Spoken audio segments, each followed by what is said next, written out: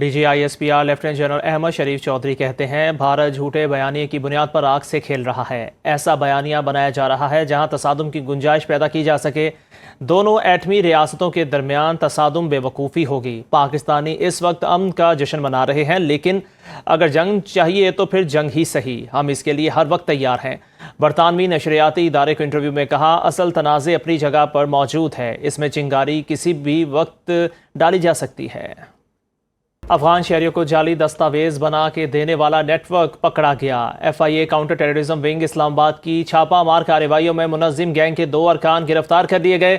ترجمان FIA کے مطابق گرفتار ملزمان کی شناخت اسحاق خان اور احسان کے نام سے ہوئی ہے۔ گرفتار ملزمان بین الاقوامی منظم گینگ کا حصہ ہیں۔ ملزم احسان نے 580 اور ملزم اسحاق خان نے 22 افغان شہریوں کو جعلی دستاویزات بنوا کر دی۔ امریکی معیشت پر بڑھتے قرضوں اور دیگر مالیاتی مسائل سے دنیا بھر کے سرمایہ کار پریشانی کا شکار ہو گئے ہیں۔ ایشیائی اسٹاک مارکیٹس میں مندی کا رجحان ہے۔ امریکی اسٹاک مارکیٹ کے فیوچر انڈیکس میں بھی کمی آئی ہے۔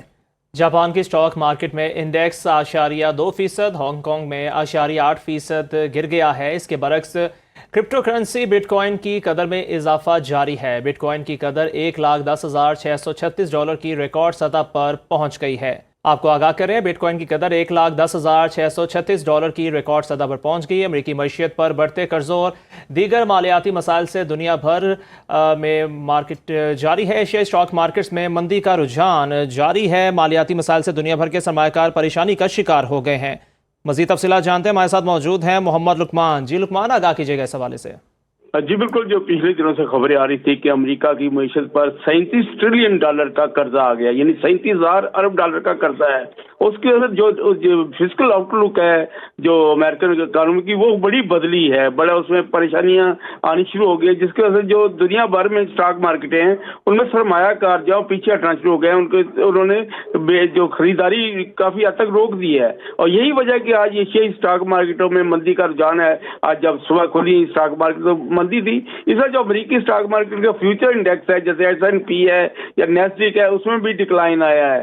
آج جو جاپان کی اسٹاک مارکیٹ میں انڈیکس جو ہے 0.7% نیچے گیا۔ شنگھائی جو چائنا کی مارکیٹ ہے اس میں 0.2%، ہانگ کانگ میں 0.8%، ایشیا پیسیفک سیزز جو جتنے شیئرز ہیں ان میں 0.5% گیا ہے۔ لیکن اس کے برعکس کرپٹو کرنسی کی جو قیمت ہے وہ انتہا پر پہنچ گئی اور $1,10,636 کی ریکارڈ سطح پر پہنچ گئی ہے۔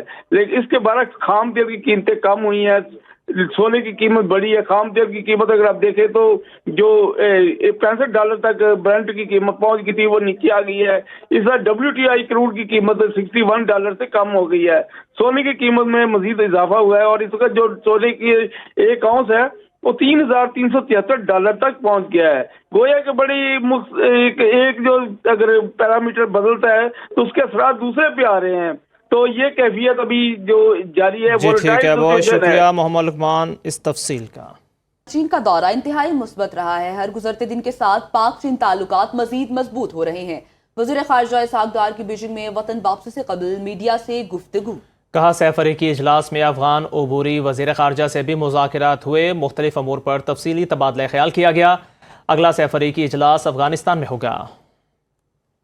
DGISPR لیفٹیننٹ جنرل احمد شریف چودھری کہتے ہیں بھارت جھوٹے بیانیے کی بنیاد پر آگ سے کھیل رہا ہے۔ ایسا بیانیہ بنایا جا رہا ہے جہاں تصادم کی گنجائش پیدا کی جا سکے۔ دونوں ایٹمی ریاستوں کے درمیان تصادم بے وقوفی ہوگی۔ پاکستانی اس وقت امن کا جشن منا رہے ہیں، لیکن اگر جنگ چاہیے تو پھر جنگ ہی صحیح، ہم اس کے لیے ہر وقت تیار ہیں۔ برطانوی نشریاتی ادارے کو انٹرویو میں کہا، اصل تنازع اپنی جگہ پر موجود ہے، اس میں چنگاری کسی بھی وقت ڈالی جا سکتی ہے۔